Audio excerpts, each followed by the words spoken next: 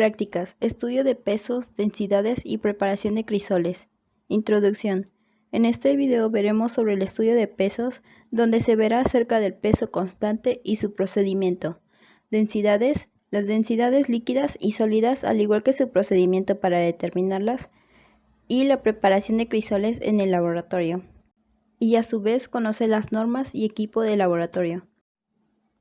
Antes de trabajar en un laboratorio, se deben de conocer los aspectos básicos que envuelve dicha área, tales como las normas de seguridad.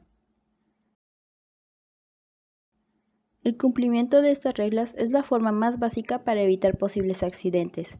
Las normas de higiene implican el no introducir alimentos, conservar el área de trabajo limpia y, por supuesto, mantener cierta limpieza en las manos, principalmente cuando éstas estén en contacto directo con alguna sustancia. La seguridad es muy importante, por ello el uso de la bata, calzado cerrado, gafas y guantes de látex da una mayor confianza cuando se está en el laboratorio. Es importante remarcar el tener una compostura adecuada para evitar accidentes. Y por último, la señalización del laboratorio, que tiene la siguiente distribución. El verde muestra señal de auxilio, el azul señal de obligación, amarillo de advertencia y el rojo de peligro. Manejo de reactivos sólidos y líquidos. Los materiales que se ocupan en el laboratorio deben ser manejados con mucho cuidado para que de esta manera no se pongan en riesgo nuestra salud ni perjudique a nuestro entorno. Antes de utilizar cualquier sustancia, ya sea sólida o líquida, se debe de leer la etiqueta. En caso de utilizar sustancias sólidas, se recomienda no introducir al recipiente espátulas o cualquier otro material que pueda contaminarlo. Si éste llegara a liberar polvo, se sugiere utilizar una máscara. En cuanto al uso de sustancias líquidas, se recomienda no sacar directamente la sustancia, se recomienda extraer una muestra en un vaso y posteriormente tomar una pipeta la porción deseada. En los materiales, en el laboratorio existen 4 principales tipos de materiales. El vidrio se caracteriza por servir como contenedor de soluciones líquidas, por su resistencia a ácidos y bases y por tener una alta resistencia a las temperaturas altas. Los materiales de metal tienen un construido de hierro y acero inoxidable. Es resistente a rayaduras y a altas temperaturas. La madera sirve como un aislante térmico, tienen funciones de soporte, contención o de complemento y es resistente a temperaturas medias.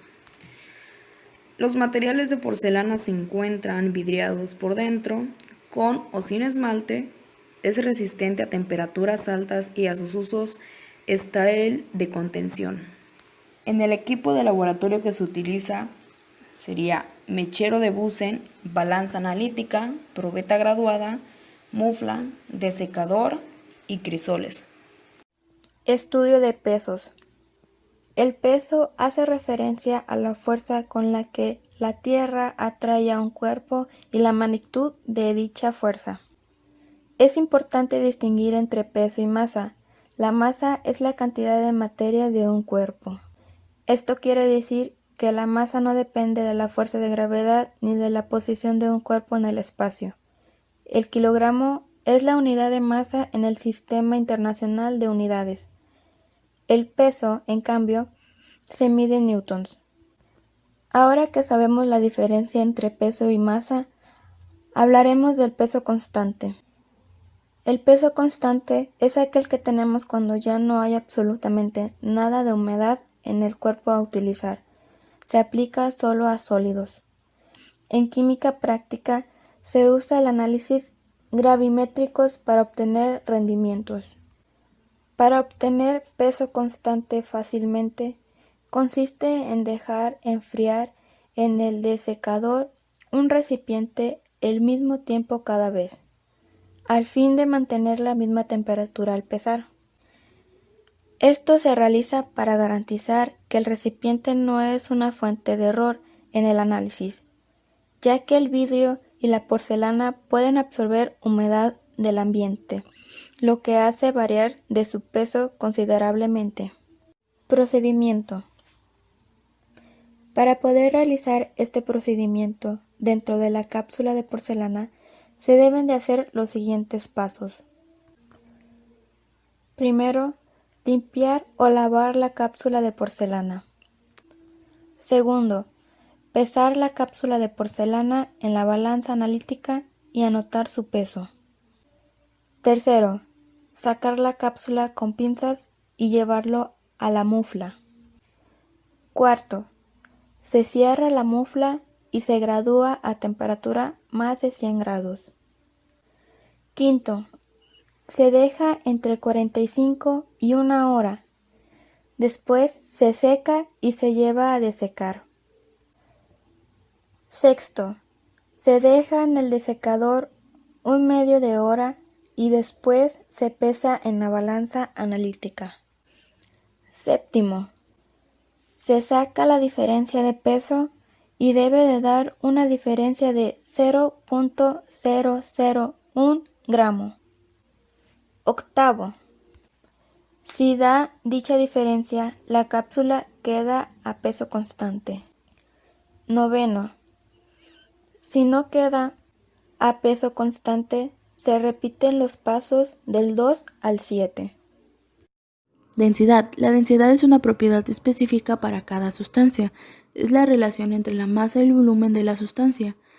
Las densidades de los líquidos o gases se determinan midiendo independientemente la masa y el volumen se determina indirectamente midiendo el desplazamiento de volumen de un líquido por efecto de la masa del sólido. Las unidades que se deben expresar para líquidos y sólidos es en gramos mililitro y para gases es en gramos litro. Para la determinación de la masa de una sustancia se utiliza la balanza. No debe confundirse masa y peso. La masa de un objeto es la cantidad de materia que contiene. Por el contrario, el peso es la fuerza que sobre él ejerce la gravedad terrestre. P, es decir, peso es igual a masa por gravedad, siendo gravedad la aceleración gravitacional de la Tierra. Aunque el término de masa y peso son diferentes, es común que se usen indistintamente. El procedimiento para determinar la densidad de sólidos y líquidos. Para determinar la densidad de un sólido se tiene que hallar su masa en una balanza. Su volumen se podrá conocer para sólidos regulares, midiendo sus dimensiones y utilizando las fórmulas ya conocidas. Pero si un sólido irregular se sumerge en una probeta graduada que contiene un volumen de un líquido, en el cual el sólido sea insoluble previamente medido. El volumen desplazado es el volumen del sólido.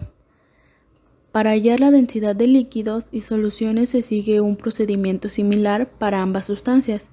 Su volumen se mide con una probeta, por ejemplo, y su masa se conoce pesando primero la probeta y luego se pesa con un determinado volumen de las sustancias. La diferencia en pesos es el peso de la sustancia. Cabe anotar que la densidad de una solución depende de la concentración de la misma. Preparación de crisoles. Para la preparación de crisoles, primero debemos colocar los crisoles en la estufa en una temperatura de 103 grados centígrados a 105 grados centígrados por 1 hora.